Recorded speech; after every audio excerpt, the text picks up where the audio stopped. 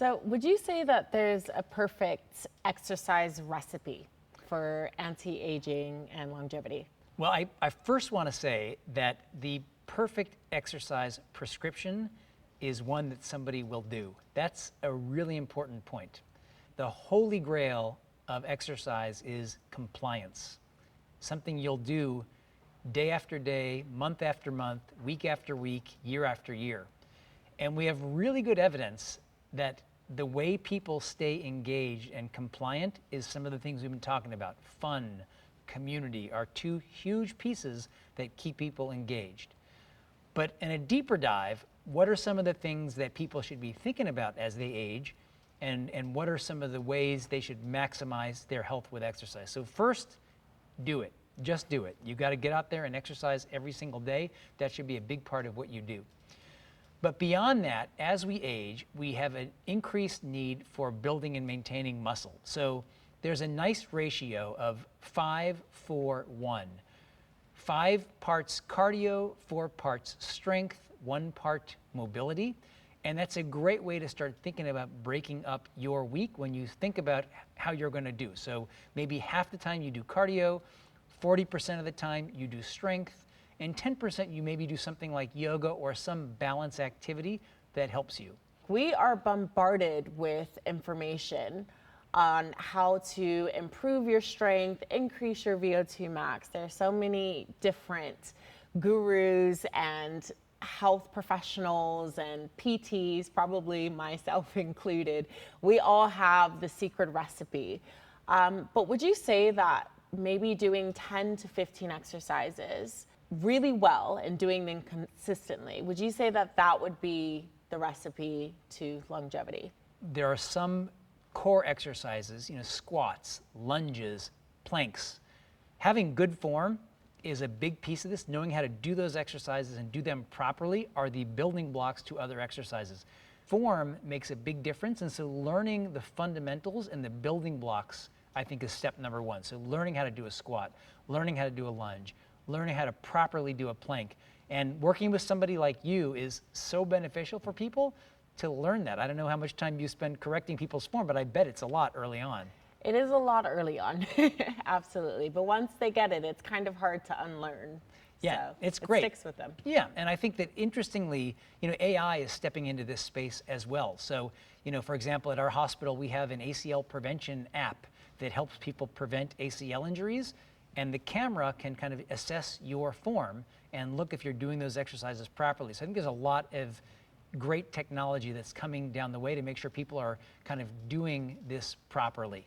So speaking of exercise in the elderly, you may be surprised to know that I'm a huge proponent of plyometric training in people over the age of 65.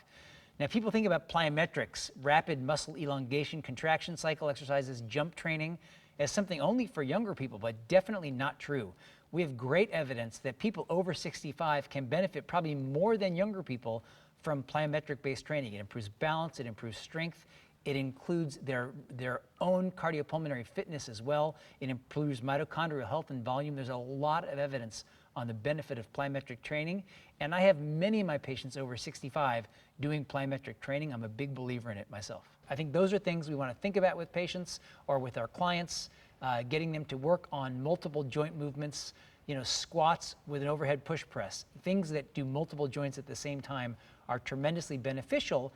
And hormonally, I talked at the beginning about myokines, basically hormones secreted by muscle.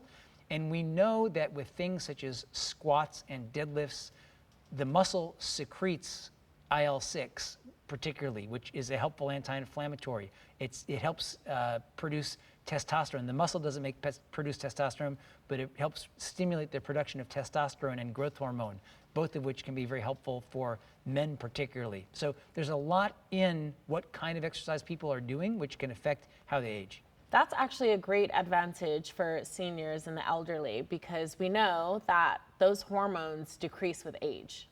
Definitely. I mean, starting at kind of 45, 50 years old, you start to see a drop up of testosterone, growth hormone, has multiple effects on how you can build and maintain strength, but your libido, your energy levels, there's a lot in there. In our society, people want to take pills or patches or things to boost up these levels, if they knew that getting out and starting to do compound exercises and strength training would make a difference for them, I hope that they would be more likely to do those types of things before just pill popping or taking medicines. Because the problem in the body is that if you're naturally making testosterone and you start putting on testosterone patches, for example, yes, your level will go up, but your body's own synthesis of testosterone will go down. So you become essentially dependent on the exogenous or outside the body source. So it's important to think about what we can do naturally to stimulate the body to do things that are helpful for us. And strength training and compound movement strength training particularly is very beneficial. You mentioned that you work with a lot of inexperienced people. When it comes to training, what are the most common mistakes you see people make? Well, definitely. That relates both to my office, my sports medicine office, and to my training classes, that I see people who've never done any strength training or exercise, people who are doing a lot of exercise. As I mentioned at the top, the people that come to see me generally want to move. So the biggest mistake people make is basically violating the rule of twos. Too much, too fast. That's the biggest cardinal sin people make. They want to do their New Year's fitness resolution and they want to get six-pack ab in 6 weeks. And they go out of the gate super quick and they end up with an injury. So the first group are the people that are kind of violating the rule of twos, too much, too fast.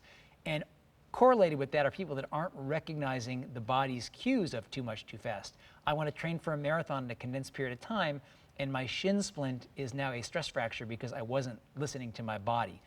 So being a good body listener is a lot about listening to the body's cues and recognizing when your body is saying, I'm moving differently because something hurts, and that's the time to come get it checked out. Now let's also talk about DOMS, delayed onset muscle soreness. People think if you don't feel DOMS, you didn't work hard enough. That's really not true. You can get a great workout and DOMS may not appear. And also DOMS will become, so for example, if you start a plyometric workout program, you may have DOMS at the beginning and less as you do it more. So as you get more fit, you will have less DOMS. DOMS is not a criteria for having a good workout. You should feel some discomfort, but you shouldn't be limping around. That's not a good workout. On the opposite side, there are people who are not doing enough. Their rule of twos is they're too lazy. They're not pushing themselves hard enough. So exercise, to be effective, needs to be a little bit uncomfortable.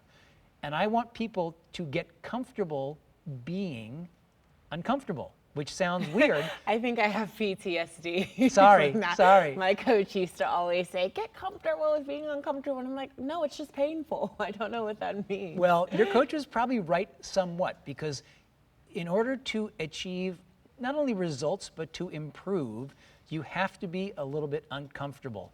And we have really great data on high intensity interval training in seniors, 65 to 80. In fact, there was a really interesting study published in Cell looking at the body's response to exercise and mitochondrial volume, particularly in 16 to 30-year-olds versus 60 to 85-year-olds. And they basically had two groups. They put them on a 12-week exercise program, and they looked at their body's response to exercise as it related to mitochondrial volume. And the biggest differences were in the 60 to 85 group, meaning the older people had a much stronger response to exercise. So what does that mean? It means being uncomfortable and pushing intensity becomes really important for people as they age, and I want them to be comfortable doing that. One of the things we're hearing a lot more of recently is the use of Ozempic and some of the rapid weight loss drugs. Now there's a value in these for people that have chronic obesity or diabetes that really are having a lot of trouble losing weight. And there is some real value in these line of drugs, and they will definitely change the face of healthcare going forward. But then there's a whole group of people that just want to look better, and they want to do it as quickly as possible, and they want to talk about using some of these drugs. And I'm definitely very skeptical about that, and I don't recommend that at all, and many don't. I think the key is that you want to work on doing this naturally. Build your muscles, work on your strength. I think a lot about my downstairs neighbor, Randy, who came to see me with a broken ankle. She was 70 pounds overweight, and she said, I don't want to live this way anymore. And over the course of a year and a half, she lost 70 pounds, and she then ran a 5K with 2 of her 3 daughters. An amazing story and an example of how just dedicating yourself to getting yourself healthier and losing weight is something you can objectively do without jumping to the quick fix of an injectable medicine designed to do that. I want to touch on women's training. I think women used to solely focus just on cardio and not strength. That was the big thing. And now we know that women do need to lift for their bone density, for their metabolic health, for their overall strength, especially as we age. Would you say that this is something that's relevant? I think it's important. It's been a very interesting paradigm shift that I've seen over my course of sports medicine, you've seen over your athletic career, that, it used to be, it was kind of a man's world doing strength training, CrossFit and high intensity strength training and boot camp classes. They were largely male dominated. Now we see a lot of women looking to build muscle and build muscle mass. I think they've recognized not only has the kind of the cultural norm shifted, but also the health benefits have really shifted as well. People feel better when they are stronger, not necessarily bulkier, but stronger. And so there's a lot of focus on that in women, and I think definitely in men, as I mentioned before, the hormonal response to exercise, compound movements. We have a great study looking at heavy squats causing a surge in both HGH and testosterone in medium-aged men over the age of 55. And so, I think there's a lot in there on the importance of strength and committing to strength. And so it's great just to listen, it's better to go for a walk than not go for a walk. It's better to do the stair stepper than just going for a walk. It's better to run than going for a walk if you can. But the best thing is doing some combination of strength, cardio, and balance. Those are the keys, and figuring out the ways to make yourself do that. Is it go to a class? Is it work with an individualized training program? Is it work with a trainer? There's a really interesting study group out of Wharton School of Business, which is located in both the medical school and the business school, looking at motivation and what it takes for people to motivate to do something. And it's amazing that these different motivational models are all around what triggers you. And some of the things that have been great triggers are, for example, prepaying for sessions with a trainer make you much more likely to go because you've spent the money in advance. Being part of a social group, much more likely to go because you feel some kind of responsibility.